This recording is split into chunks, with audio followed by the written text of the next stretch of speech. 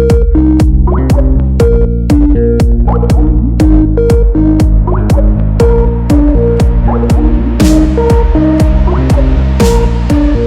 morning, good afternoon, good evening. Billy D here with another exciting pre-Cal Jam podcast sponsored by our friends up in Palmyra, Wisconsin. Our great friends at Standard Process who are so great about giving back to the chiropractic profession. I just woke up to my friend Del Bigtree here. Good morning, Del. Good morning, Billy. How you doing? I'm doing phenomenal. Just trying to rev it up here a little bit. I'm going to be upfront with you. There's a couple people I'm really, really excited about having on the program, and it's you and both Suzanne Humphreys, who are both new to Cal Jam. I know you just did the Wave up in San Francisco, and that was your introduction to chiropractic. So say good morning to everyone first. Good morning, everyone. I really can't wait for Cal Jam. And just first of all, like your vibe, just walking around is amazing, and I just imagine that multiplied, to the 10th power. So we're gonna rock the house. There's a lot, I'm a passionate guy, and I know that. And I'm looking forward to being in front of an audience that's not afraid to take on some energy and let it rip. So it's gonna be great. As I always say, I tell my speakers here, this is one place you can really, really let your hair down. There's not a lot of censorship. You don't have to worry about hurting anybody's feelings. You could just deliver, as I say, ovaries to the wall or balls to the wall, whatever you want to do. And that's one of the things I feel that we need to do with this, the topic that we're going to go over today, whether you're pro or anti-vaccine. And the movie Vaxxed, which you co-produced, or were you the actual producer? I was the lead producer on it, okay. Yeah. So I worked hand in hand with Andy Wakefield. It was basically Andy and I sitting in an edit bay for a year with an editor and and going out and doing interviews here and there. But it was really just a tiny group of people that made that film happen. And thank God Andy had done the work to, start recording this whistleblower, and Brian Hooker, who sort of is the scientist that got the phone call from the whistleblower, Dr. William Thompson. Andy really advised him, you better start, recording these phone calls so that we have proof that this man said the things that he said. And so it was just I had the opportunity, coming from being a producer, as a producer on the daytime talk show The Doctors for 6 years. So it was an amazing opportunity to step into a real wealth of footage and recordings and 10,000 documents that Dr. William Thompson provided to back up his claim. So to step into that much information and then just for me, that's a playground in an editing room to really start, help form it. And so I worked, really hard with Andy to, I think, make the film as potent and as understandable as possible. I mean, there's so much science to it and legalities to it that you can really get buried in the details. And so the real trick was, how do we get this story across, hold on to the truth, but make it understandable for people. And I think it turned out really well. The response has been amazing. Yeah, we'll get to that. So, but let's backtrack a little bit. So you were actually responsible for producing the show, The Doctors. There's 7 teams. So I was a producer on the show. I won an Emmy Award on the show. And so what those 7 teams do is every week you're producing a 1-hour episode on The Doctors. And on the show, I was sort of, behind the scenes, I was considered the more, I think, radical producer. My stories tended to really push the envelope, I think, on topics that a daytime talk show would ever do.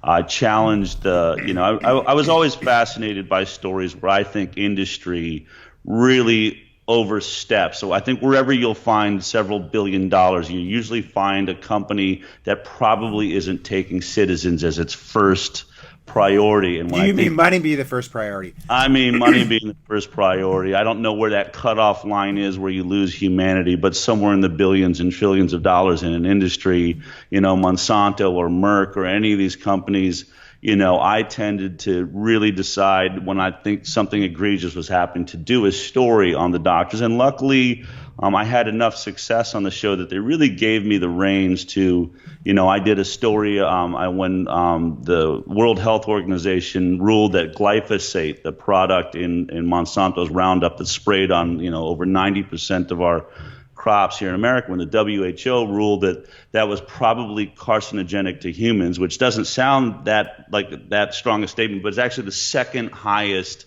carcinogenic statement we legally make. It's either it does cause, then it's probably causes, and then it sort of drops down from there. But I was able to put together a debate on our show. I just on a whim said, let's reach out to Monsanto and see if they want to send someone onto the show to defend this product, glyphosate. I didn't think in a million years they'd ever send anyone because I've never seen anyone from Monsanto on television. And then we got a call back. Yeah, they want to come on and defend it. And so then I brought in Jeffrey Smith, the great GMO activist, and he locked horns with Donna Farmer, head of pharmacology at Monsanto. And I mean, electricity and lightning bolts, and it was outrageous. And so those are the types of things I felt lucky on the show that I got to do some challenging things like that. So yeah, and Jeffrey Smith's been a presenter at CalJam too, because that's one of the topics I've been really, really passionate about. And I want the whole objective with CalJam is to create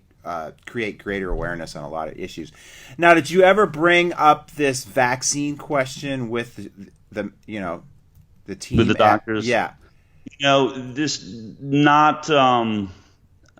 No, I mean, you couldn't touch it, really. I mean, the truth is especially when it comes to vaccine safety, this was a topic that's been, it's decided. It's decided. You have to understand, the doctors is a medical talk show. Our sponsors were Pfizer and Merck and, you name it. That'd be like shooting yourself in the foot, basically. Well, right. I mean, it was just, and so that's really what happened. I had done some shows that really tested I challenged the Pediatric Association and things on a couple of different stories, but one of the doctors I was working with on one of the stories once said to me, Del, you don't want to have me on your show. It was an amazing, he'd written a medical journal proving that we were taking infants away from babies, saying that it was child abuse because of something called mesial fractures, like these fractures in the bones.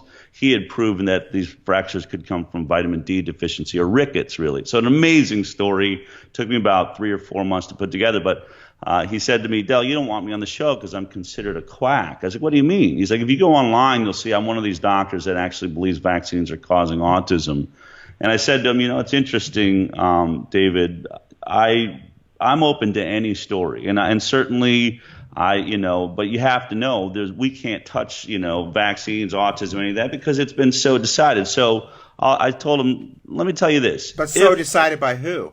Well, by the medical establishment. The medical establishment doesn't allow you to question the safety of vaccines anymore, and certainly a medical talk show couldn't do it unless something changed. And that's what I said to Dave. I said, look, if something changes in this story, if there's some new development that comes out, let me know, and I'll see what I can do. I'm not going to, I'm not sold on it because I think as a journalist, my job is to never stop asking questions. It doesn't matter how solid something is, how confirmed it may be. I think the danger of journalism in this country is there is clearly places where we are no longer allowed to ask questions anymore, and that's our job. In fact, right. I think it's also the job of science. I think that science and journalism share as the foundation principle of the profession to never stop asking questions. So when I see people say the science is settled, vaccines cause autism, the science is settled, that is absolutely and actually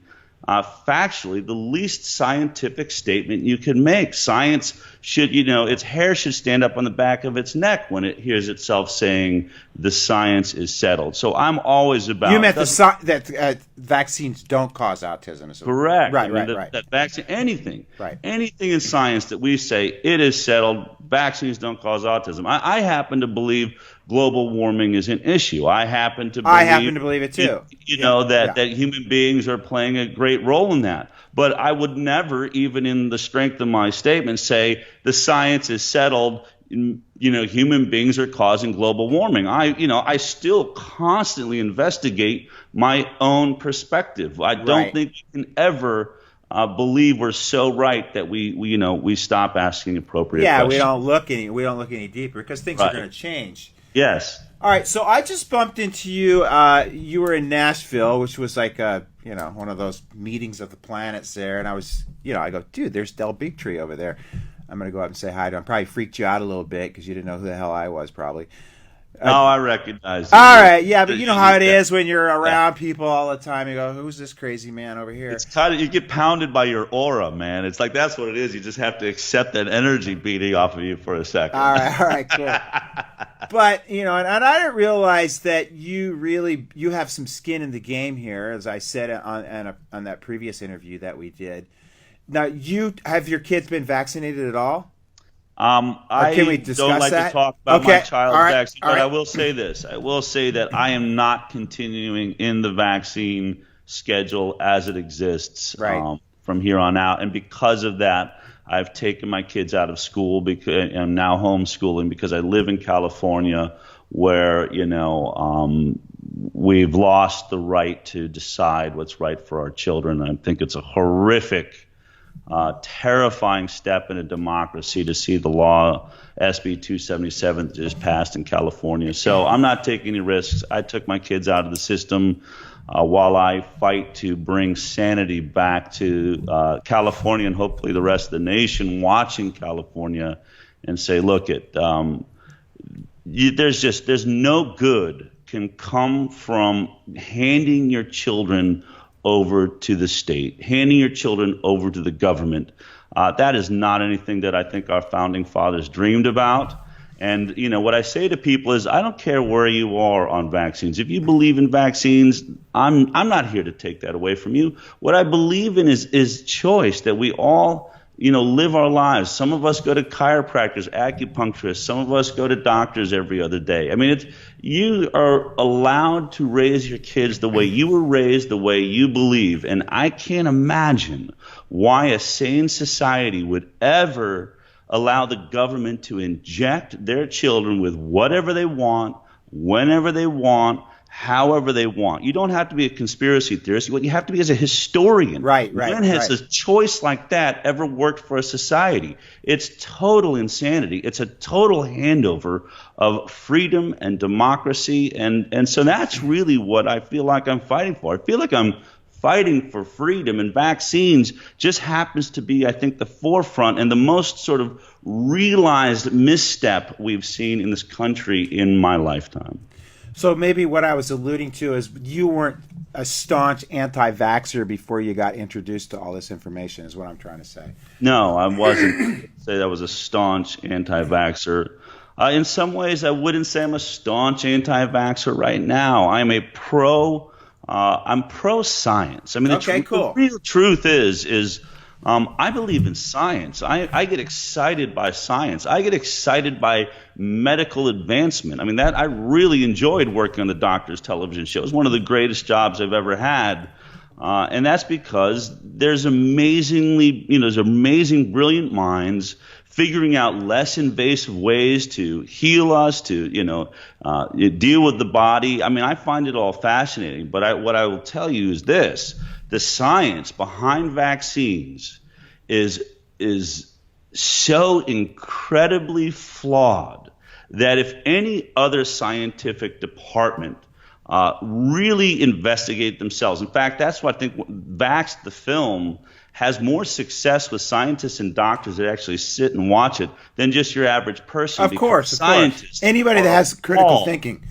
That's right, are appalled.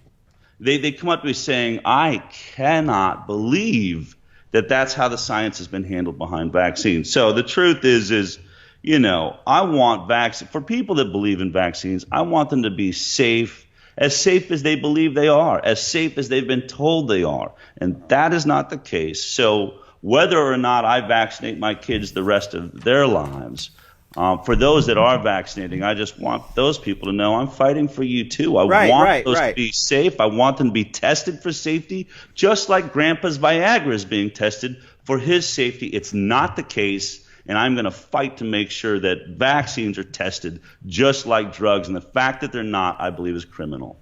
So do you think that there's any efficacy to any vaccines, or, I mean, where's your opinion on that? Well, certainly the word efficacy. Do vaccines work? Does a measles vaccine keep you from getting measles? For a body of people, I do believe that the vaccine keeps you from getting measles. The question you have to ask yourself, I believe, is what is the trade-off for that immunity to measles? And what we realize in the MMR study that Vaxxed My Film is about is that they did a safety test or a safety study, a demographic study looking back at 3,000 kids, and did the MMR vaccine cause autism? And what they found clearly was that there was a causal link between the MMR vaccine and autism. And instead of being transparent and presenting that finding to the public, 5 scientists involved in this study went out of their way, took a study that was supposed to take 6 months, where we say, here, folks, here's what we found. It ended up spending 4 years behind closed doors, throwing hard drives in garbage cans, destroying data, manipulating data tables, all to try and get rid of what they believed they were seeing, which was a causal link between the vaccine and autism. So the question... Yeah, but why would you do that unless you're trying to cover something up? Why would you do that? Normal people just don't start trashing research. Exactly. Right, we don't work like that. Scientists certainly shouldn't be working that, and not scientists that are paid, that are government agency, paid with our taxpayer dollars to make sure that we're safe. But so the question I ask people is, I'm not saying that we haven't, sort of been able to create a vaccine that stops measles, but if we've replaced measles with something like autism, is that a win? Right. That's the question we should be asking ourselves. In fact, when I go in to talk to politicians all the time now, I think that we got to reframe the discussion. And what I usually will say is, would you mandate penicillin for everybody that gets an infection in this country? And usually the politician will say, well, no. I'm just like, well, why? Why wouldn't you? I mean, it's one of the greatest, inventions of our time. And they say, well, because some people are allergic to it.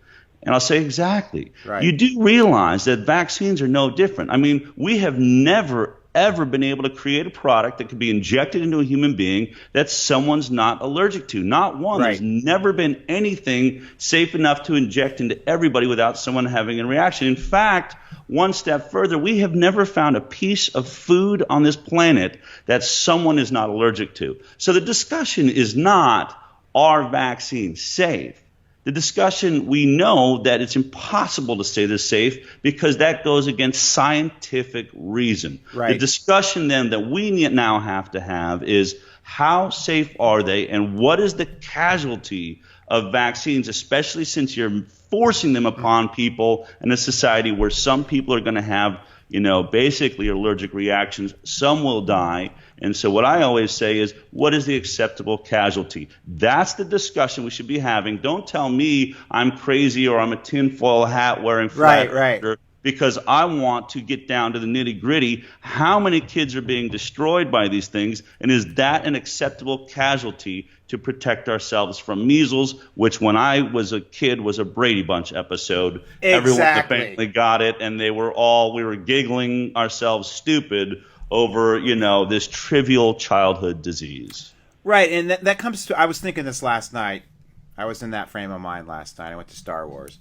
And, it's like, I got the mumps, I got the measles, I got chicken pox. And see, what we've tried to do is we've tried to bend the rules, break the rules, synthetically induce this synthetic, immune system.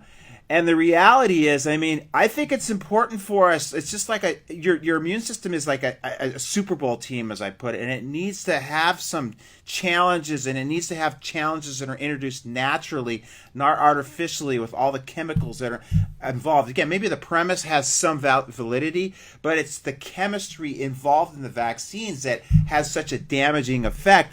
But on the other side, and the flip side of the coin, I think it's good to challenge your immune system. It's good for you to get measles, whether it's clinically expressed or subclinically expressed, and whether it's any of those diseases. I was going to say polio, but I don't want to freak people out. But the reality is, when we don't get normal exposure, there's a lot of things that are going on in the in immune function that we really don't even understand on a whole different level, which we don't have the capacity to understand. And now what we've done is, yeah, we don't get the measles, but we get autism. But what about having a weaker immune system and making us more susceptible to things even like cancer? I mean, as you know, right now, as you know, as a 58-year-old, I never, ever get sick. But again, I play by all the other rules. But I think it's because I developed natural immunity as a child, and I didn't try to artificially jumpstart it with the massive vaccine program that we got going on today, you know?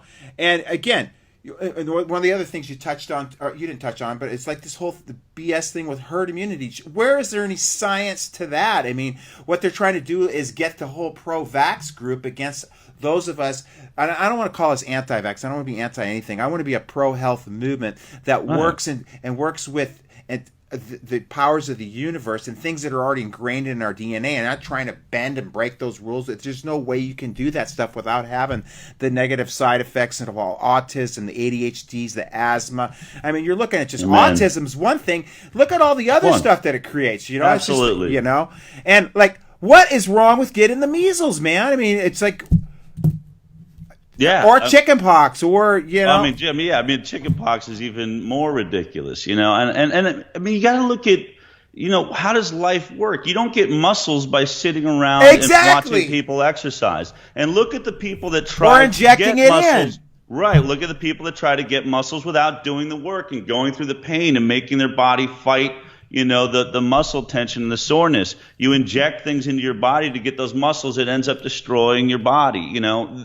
I think we live in, I mean, part of the challenge I have is that we live in a society that's gotten very lazy, I think, when it comes to their health. We'd like to believe there's magic pills and things we can inject that will keep us safe in our environment. You know, I mean, look at, you know, my dad would always joke, you know, when you watch these commercials about, you know, they show some big, you know, Philly cheesesteak and then some guy grabbing his stomach and then they're selling, you know, some acid blocking drug.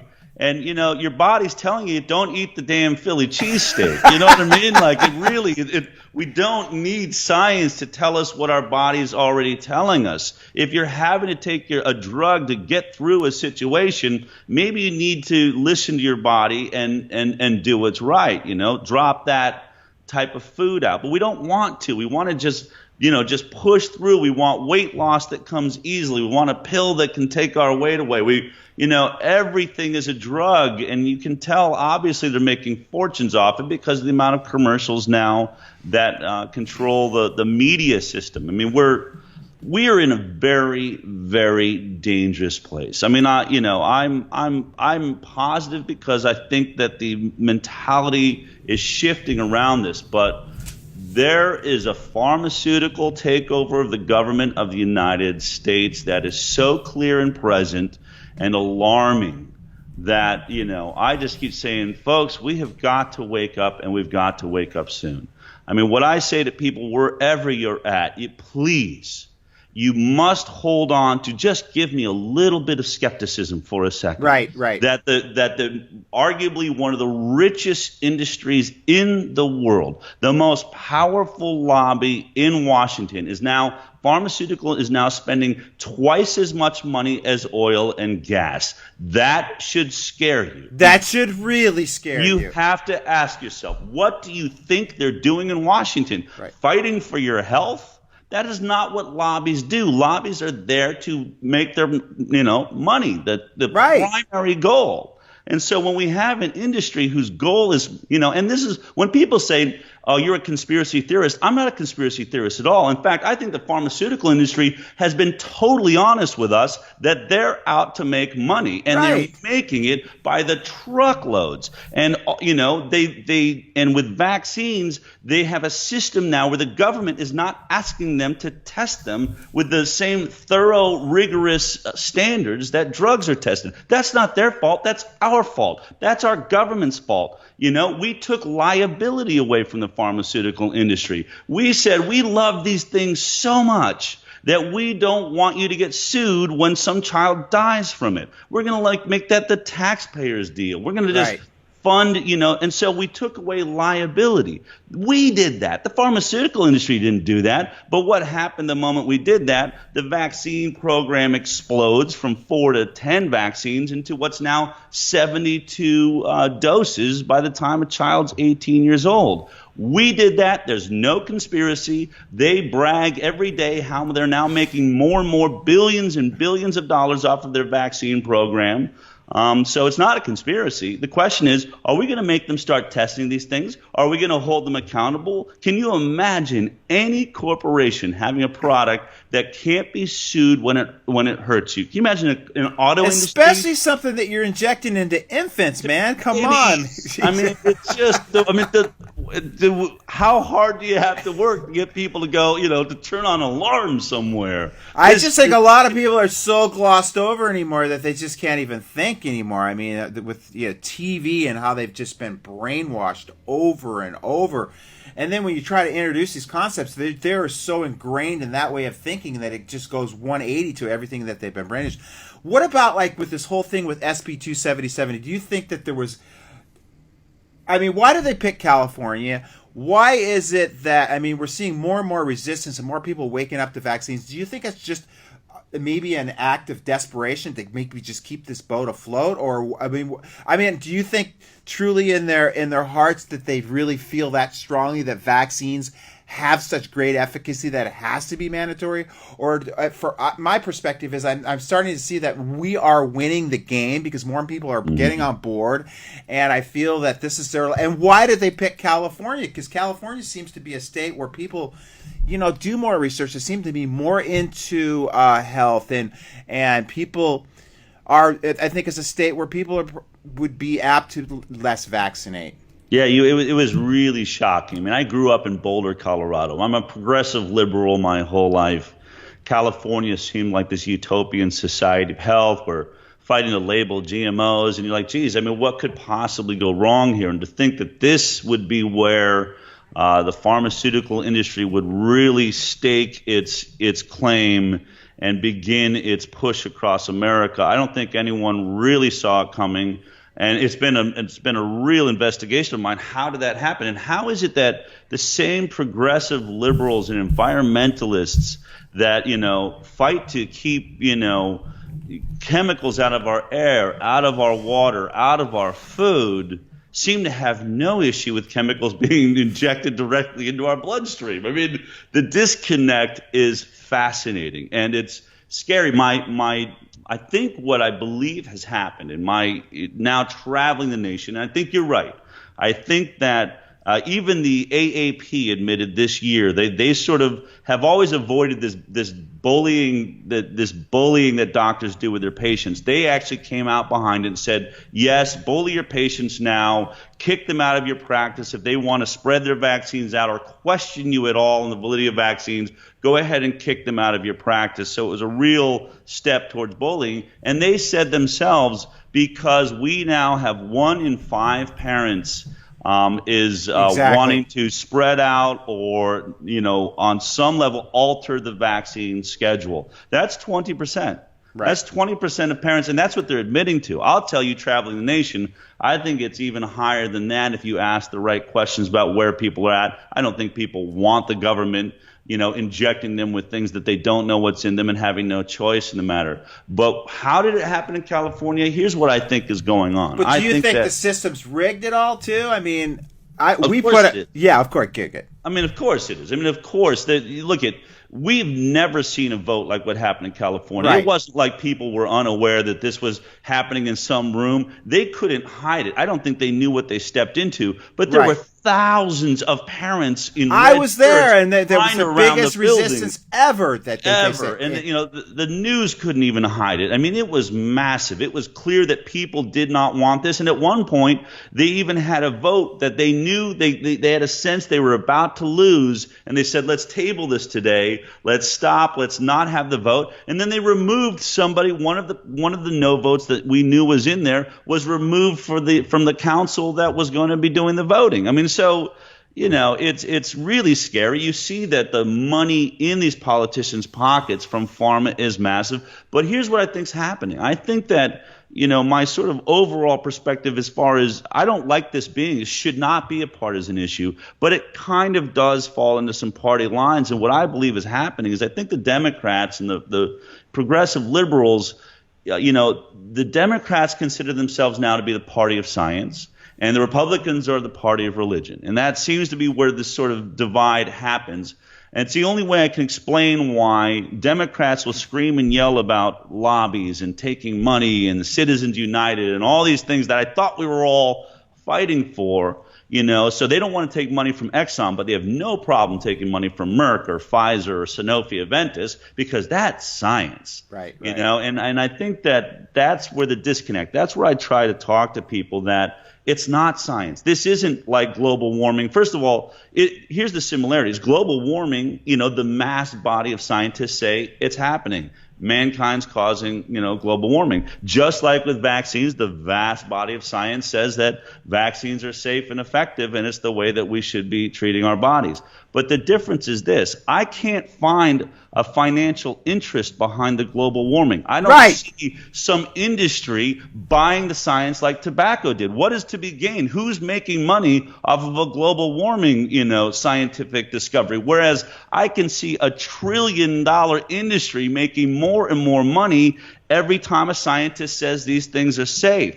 So that's where my investigation takes me. It's always follow the money. Where's the money? And there's a money trail in this. You can't find a scientist that's ruling or doing some study where they say vaccines are safe, where most of their funding isn't coming directly from the pharmaceutical industry. The school they're working for, all of the studies. Who do you think is paying for the cancer research at UCLA or any of these universities? The pharmaceutical industry is. So when that same, office or that same scientist or that same doctor is doing studies, who's funding it? The pharmaceutical industry. And that's what has to change. One of the things that I'm fighting for is it's very simple. We need a vaccine safety board. The same way we have a transportation safety board that is totally firewalled away from industry and is there to really seriously test the safety of vaccines. That has to happen. The CDC is not that. That's what Vaxxed proves. Right. And even after our film, there's been great things. It's amazing to make a film to out the fact that there's corruption at the CDC. And then just, a couple months ago, we had this 12 anonymous scientists from the CDC in a group that called themselves Spider make the exact same claim, not about vaccines, but that they said the CDC has been corrupted. We are being forced to manipulate the data in our studies based on the industry that's funding the study, and that has got to stop. We are angry, we're frustrated, and this is not real science. So there's more and more whistleblowers stepping forward. And to your point, not only are people waking up to the fact that industry's not looking out for their best interest, more and more of the scientists in the industry are stepping forward and saying, we've been lying to you, we've been forced to lie to you. This is not an anomaly. Vaccines are not an anomaly. You look at Vioxx, this is a drug made by Merck. Killed over 50,000 people in America, murdered them because in their own safety tests, their tests showed that it was going to cause heart attacks, and they hid that from the public. And then in the court case, when they were defending themselves, an email came out, and it literally said, it was sent out to all the people working for Merck saying, any doctor that challenges the safety of Vioxx, we will hunt them down and destroy them where they live. I mean, that's the way this company thinks about you as citizens. That's the company that makes most of your childhood vaccines. And yeah, exactly. I mean, why can't people see that though, man? That's more and more people are seeing right, and they are being forced to pass mandating forced vaccine laws because I believe they're losing the battle of public opinion. We're winning. This is changing, and we're going to win. But, boy, we got to do it quick because they're trying to vaccinate every single child, and it's just starting there. If you think that this isn't that you don't have skin in the game because you don't have kids, I assure you that the goal is not to vaccinate this 2% of No, I knew that from country. the very There beginning. are 320 million people in this country. And when they talk about herd immunity, what I do in large audiences now, and you can try it at any party, just shout at a party, by the way, who in this room has had a booster shot for a vaccine in the last 10 years? Right. And, nobody will raise their hand, which means that entire room does not have herd immunity. The adults are the problem with herd immunity. Let's not put this on the back of babies. Right. If you want herd immunity, go walk yourself right into your doctor right now and get the 27 vaccines that you're giving to your babies, because you're the danger to herd immunity. You're not immune, and I think 60% of America has not gotten their adult vaccines, and that's 60? the push. I would guess at least. I bet it's way, way, way higher than that. I would say it's way higher. I mean, I don't even know people get booster shots. When you think about the fact that herd immunity only works if 95% of a society at this point is vaccinated, and where do they come up with? Where do they come up with that number? Randomly. Well, I'll tell you where they came up with the number. It started at 68%, right, because that was the study that was done when immunity was natural. When you had natural measles sweep through a town, a scientist, sort of did the math and said all you have to have is about 68% of people to get measles, which they'll be immune to now the rest of their lives, and that town will have herd immunity for a long period of time. Well, that's been commandeered by the vaccine industry, but the problem is that a vaccine doesn't give you lifelong immunity. It gives you a couple of years immunity. Right. So the thing falls apart. They can't hold it together. And so they started at 68%. Then they had massive measles outbreaks in that area. So then they went to 75%. Then they went to 80%, 90%, 95%. And now you look at these mumps outbreaks all over the country, and it's almost primarily 90% of them are vaccinated. Right. So the things aren't even working. The system's not working. And what I think you have is, I do believe, you sort of brought it up, I think many of the scientists around this vaccine industry do believe what they're doing is right. I don't, they believe in it blindly, in my opinion. They're addicted to it. They're addicted to fighting Mother Nature. They're in this battle, and they don't care what the side effects are. They don't care who they kill, who they maim, who they hurt. If they manage to beat Mother Nature on measles, they can go to bed at night and say, I've done it. They don't care about a sea of autism, a sea of ADD, ADHD, cancer in children like we've never seen. SIDS and everything else, man. It goes on and on. I mean, it's, that's what you have to look at. What is the casualty of your winning this battle against a trivial childhood disease? And there's one thing that you're never going to beat. You're never, ever going to beat Mother Nature. She's always going to come back and kick you in the ass. You can't break universal laws and try to do things artificially. I mean, to me, it doesn't even make sense at all.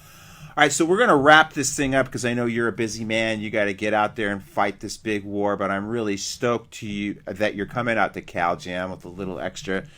It's got a little rock and roll flavor to it. It kind of loosens people up, but it's a group of just the most loving, caring, most highly educated, enlightened people on the planet, in my opinion, because they see through all the facades and all that stuff. What is your main goal? I got two questions. What is your main goal with your talk at Cal Jam?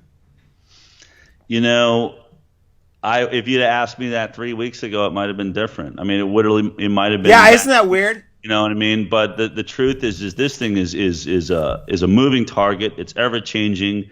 SB 18 is this law that's just been put forward here in California that goes far beyond vaccines. This issue is going way beyond vaccines.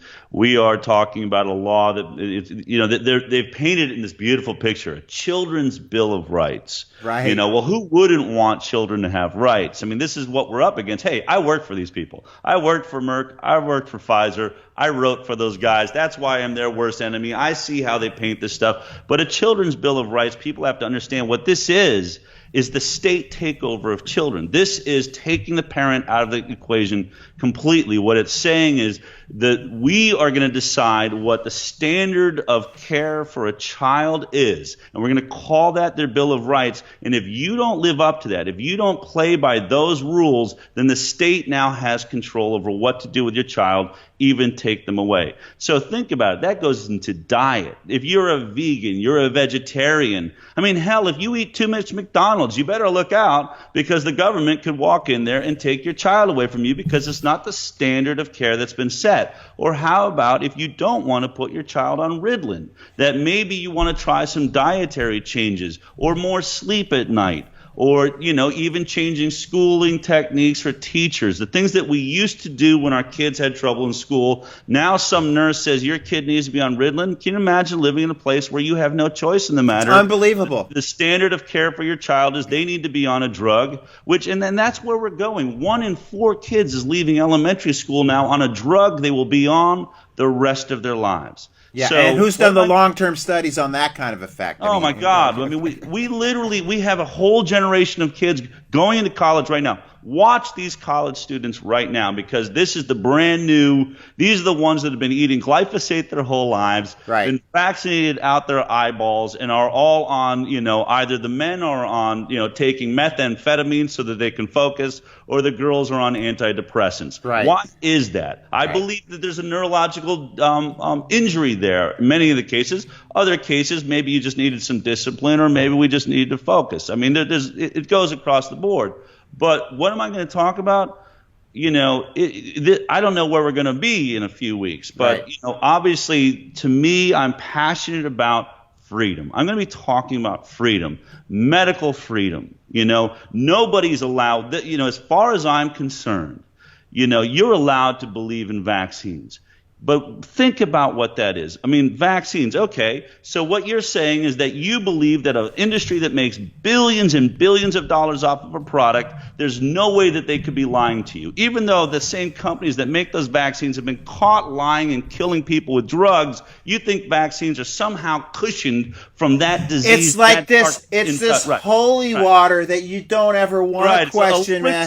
From the gods. Yeah, it's like, and if you question it, you're almost like you're sacrilegious to a point. I've always said that, man. Well, that was the point I was getting to. So you're telling me I have to believe that the pharmaceutical industry is making billions of dollars, but they really only care about my safety. I have to believe that the CDC that sells $4 billion in vaccines, they're actually a vaccine marketing company, and they're doing our safety tests, that they're not letting the $4 billion of sales influence their decisions when they see that a vaccine might be harming us, that they're being totally transparent. I have to have faith that my doctor, my pediatrician, has looked at all of the possible side effects, has read every ingredient, and could recite those ingredients to me. This is something I challenge people to. If you think that I'm somehow off base, ask your doctor to recite for you the ingredients in the vaccines they're about to inject into your child. And they should know that. And they should. I mean, if you're going to hold them on a pedestal for their 8 years of education where I thought they learned how to memorize something, we only have 16 vaccines given over 72 doses.